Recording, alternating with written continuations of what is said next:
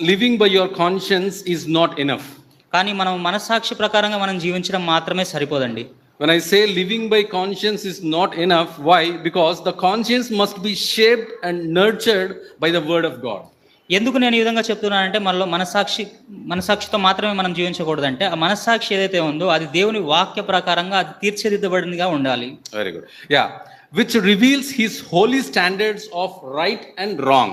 ఆ మనస్సాక్షి ఎప్పుడైతే దేవుని వాక్య ప్రకారంగా ఉంటుందో దేవుని యొక్క పరిశుద్ధ కట్టడలు ఏవైతే ఉన్నాయో వాటిని బట్టి సరైనదేదో తప్పైనదేదో అది మనకు తెలియజేసేదిగా ఉంటుంది. Earlier I said everybody has conscience, believers and unbelievers has conscience. నేను చెప్పాను విశ్వాసులకు అవిశ్వాసులకు కూడా మనస్సాక్షి ఉంటుందని నేను చెప్పాను.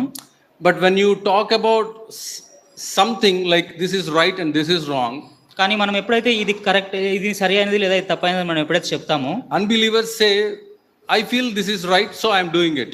అవిశ్వాసులు ఏం చెప్తారంటే ఇది నేను సరైనది అనుకుంటున్నాను